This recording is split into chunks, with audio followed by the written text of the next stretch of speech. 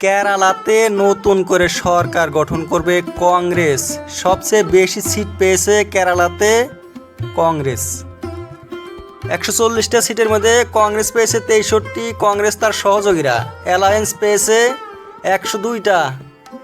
প্রধানমন্ত্রী নরেন্দ্র মোদীর বিজেপি কেরালাতে পেয়েছে মাত্র 3টা সিট, 140টার মধ্যে 3টা। এই নির্বাচনে দক্ষিণ ভারতের আরও একটা রাজ্য আসলো কংগ্রেসের হাতে। বিজেপি অবশ্য খুব ভালো করেছে এই ইলেকশনে, পশ্চিমবঙ্গের সিটগুলো বিজেপি নিয়েছে, কিন্তু কেরালাতে দক্ষিণ ভারতে বিজেপি কিচ্ছু করতে পারলো না।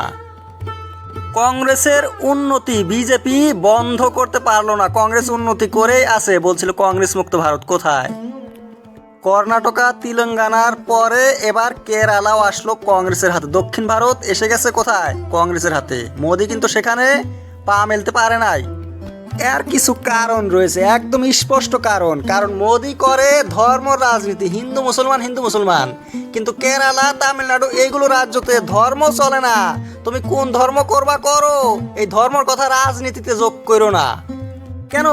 কেরালার মানুষগুলো হয়েছে অনেক শিক্ষিত, 100% প্রায় শিক্ষিতর হার কেরালাতে। আবার উন্নত, পশ্চিমবঙ্গ আসামের চেয়ে কেরালা অনেক উন্নত। সে জায়গার মানুষ, কেরালা তামিলনাড়ু এই দক্ষিণ ভারতের রাজ্যগুলো অনেক উন্নত জায়গা। এই উন্নত জায়গার মানুষ শিক্ষিত বেশি, কাজে এরা ধর্ম নিয়ে কোনো রাজনীতি করে না। আমেরিকা অস্ট্রেলিয়া দেখেন কত উন্নত, এগুলোতে কি এই ধর্ম রাজনীতি চলে? হিন্দু মুসলমান খ্রিস্টান বৌদ্ধ কিসের এগুলো? রাজনীতি আলাদা জিনিস, ধর্ম আলাদা জিনিস। কাজে মোদি সবসময় হুসুট খাবে কোথায়? ওই দক্ষিণ ভারতে। বলছে কংগ্রেস মুক্ত ভারত, দক্ষিণ ভারতে কি বিজেপি না মুক্ত হয়ে যাচ্ছে?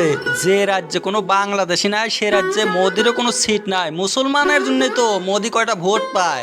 ভারতে যদি মুসলমানরা না থাকতো কার বিরুদ্ধে কইয়া মোদি ভোট নিত?